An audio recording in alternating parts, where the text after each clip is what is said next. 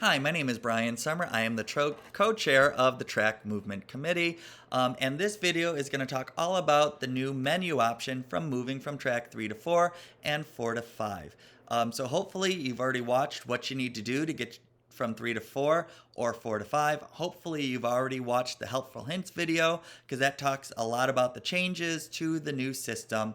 But this video will specifically talk about what the menu options are, what you need to do, and all of those things. So thank you for watching. A little bit of an overview.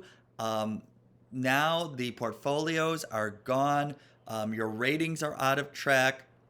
Besides getting a master's, you don't need any other requirements for education beyond a master's degree, although you could take classes on the menu option.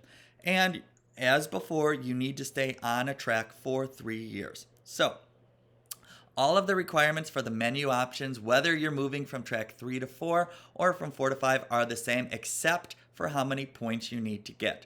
If you are going from track 3 to 4, you need 30 points. If you're going from track 4 to 5, you need 35 points. That's the only difference.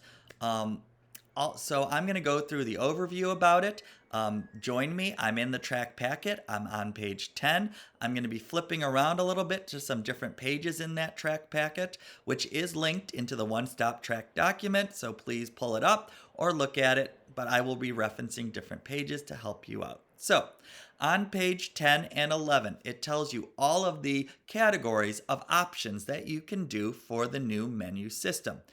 You can decide what you want to do to get your 30 or 35 points. If you want to stay with one category and just do that category the whole time, you can, such as coursework. So every 3-hour course that you take while on track 3 or on track 4, 3 or 4, will be 5 points. So if you wanted to do 6 or 7 classes, great. Knock it all out with classes. You could certainly do that. So what you need to do for the course option is to get those 5 points, it needs to be a 3-credit-hour course from a college or university that will give you a transcript. It could be undergrad hours or graduate hours. Doesn't matter. You will need to get an official transcript from it that you are going to have to submit to HR. You can do a paper copy that's in a sealed envelope, or it could be an electronic version that is sent to hiring-processing@district65.net.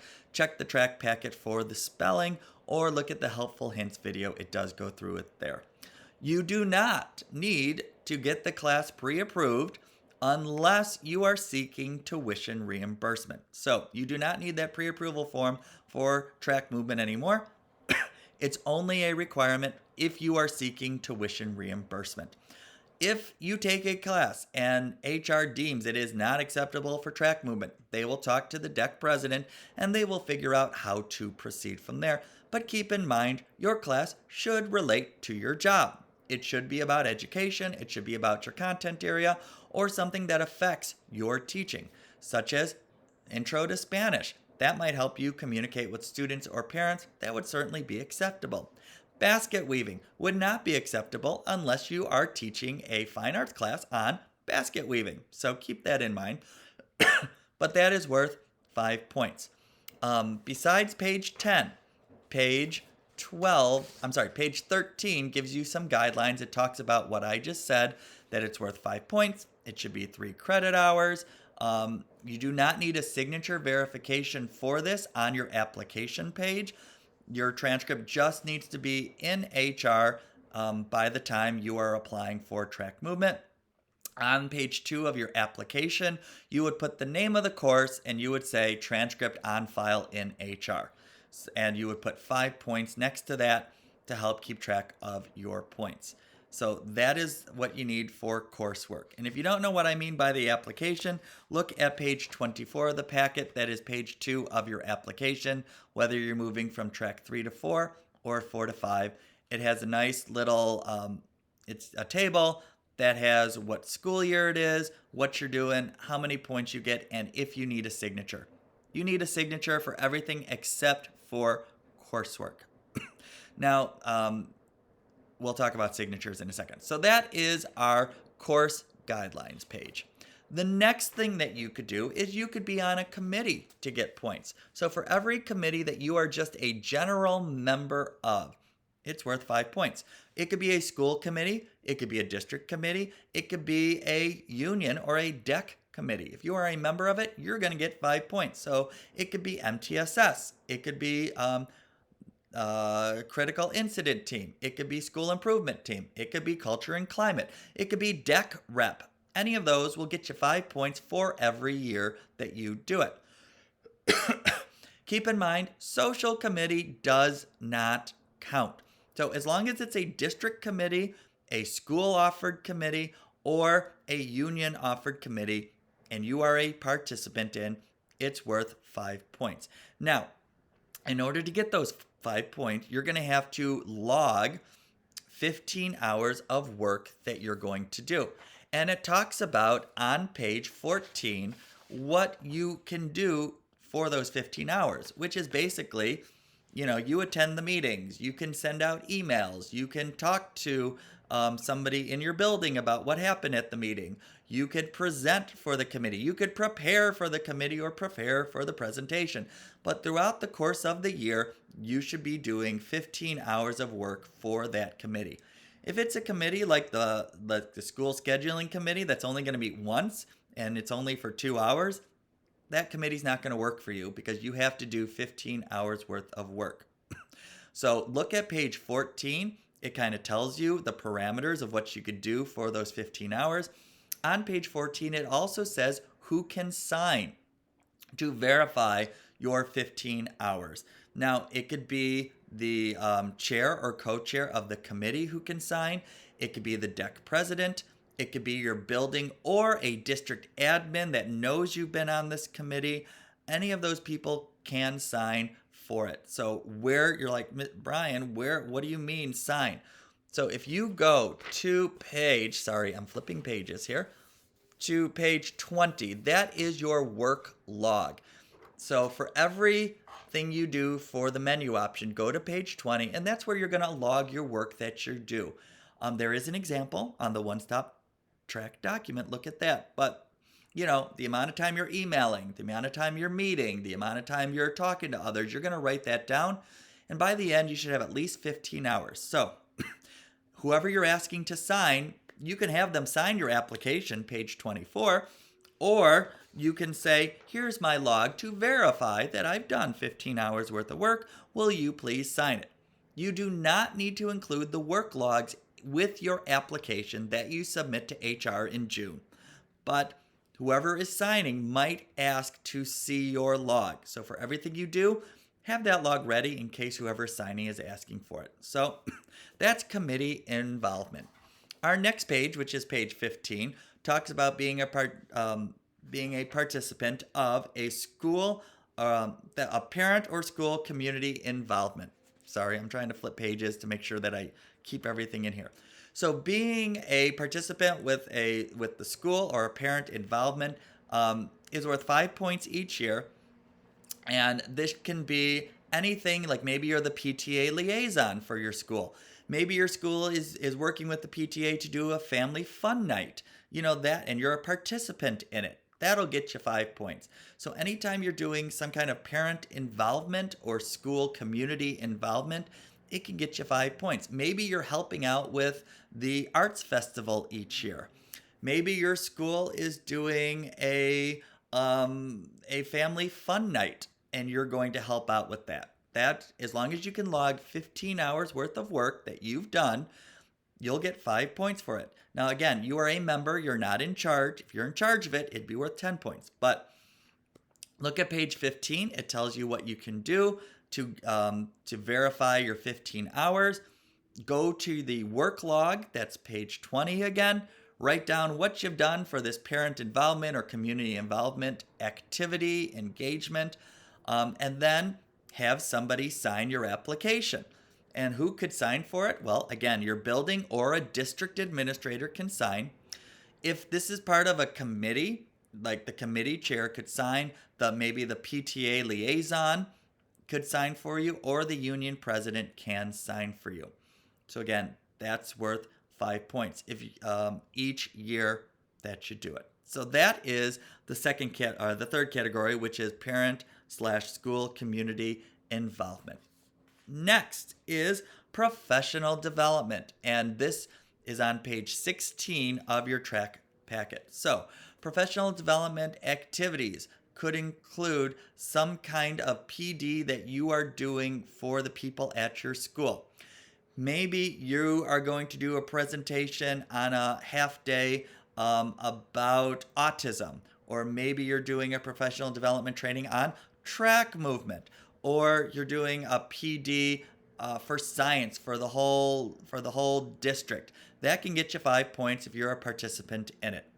Again, page 15 tells you that you need to do 15 hours of work in order to get those 5 points. It outlines what you need to do. And then you would fill out your work log, which is page 20, with the things that you did to show you did 15 hours. And then you would get somebody to sign your application on page 24. Who can sign for the professional development? It could be your building or a district administrator. It could be a leadership chair or co-chair of whatever committee this is part of. It could be if this is part of a community relation, so maybe you're working with Evanston Hospital to give a seminar on autism or diabetes or something like that for your school. You can have someone from that community organization sign, or the DEC president could always sign. So that's another 5 points for doing that. And again, you could do it, if you do it for a second year, it could be 5 additional points for that second year.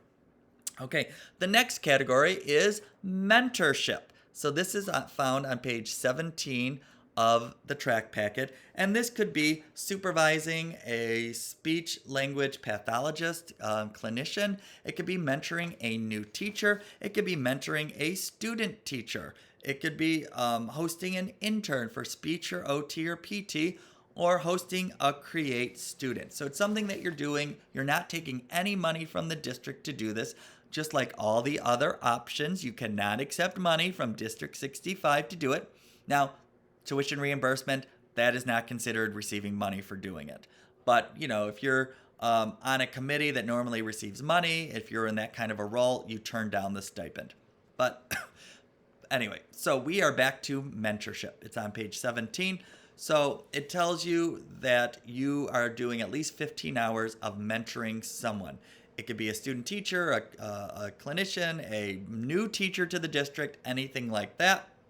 You're going to log, again, 15 hours worth of work that you've done. You're going to log it on the work log that's on page 20. And then you are going to have your application on page 24 signed. You can have it signed by your building or district administrator, a cooperating supervisor. So maybe if you are hosting a student teacher, then you could have whoever your coordinator is with the college, they could sign it, or the DEC president can sign again. So, and remember, we're getting all of our signatures at the end of each year. So that's an option for you. Another option is being in a school leadership position, a school or district leadership position. So maybe you're the co-chair of the school improvement team. Maybe you are the lead of Family Fun Night. Maybe you are the lead of some kind of presentation or project that's going on at your school. Wonderful. Because you are the lead, you're going to be doing more work than just a regular participant. So it is worth 10 points for the year. And because you are getting more points, you are expected to log more hours. So in order to get those 10 points, you do need to log at least 20 hours on page 20. So look at page 18. It talks about the guidelines for being in a school leadership position for 10 points.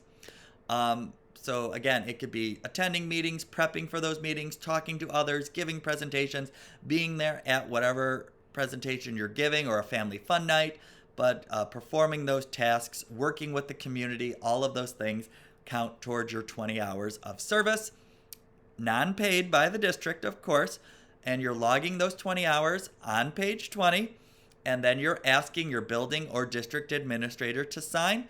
You're asking a committee member or a team committee or team chair to sign, or the DEC president to sign. So that'll get you 10 points. Look at page 18. It gives you more of a guidelines. And again, you're getting those signatures at the end of the year. Our next one is national board certification. So if you are getting national board, and this can be for teachers, it could be for psychologists, it could be for social workers or counselors, that takes up all of your menu option points. So if you're going from track 3 to 4, it's worth 30 points. If you're going from track 4 to 5, it's worth 35 points. Now this could be the first time you get it or renewal of your national board. Now for this, you are going to have to get proof that you did get national board or your recertified score. Usually there's a letter that you're going to have to provide. You'll attach it to the application.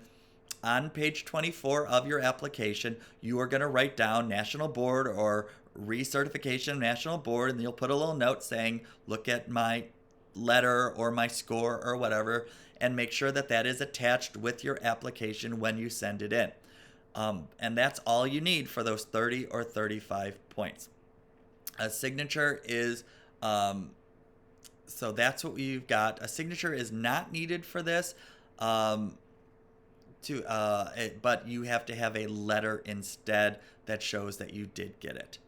So those are your menu options that you need to complete in order to move from track 3 to 4 or 4 to 5. Again, 30 points from 3 to 4, 35 points from 4 to 5. If you have any questions, please reach out to Ask HR or to Jamila Pitts or one of your trusty members of the Track Movement Committee.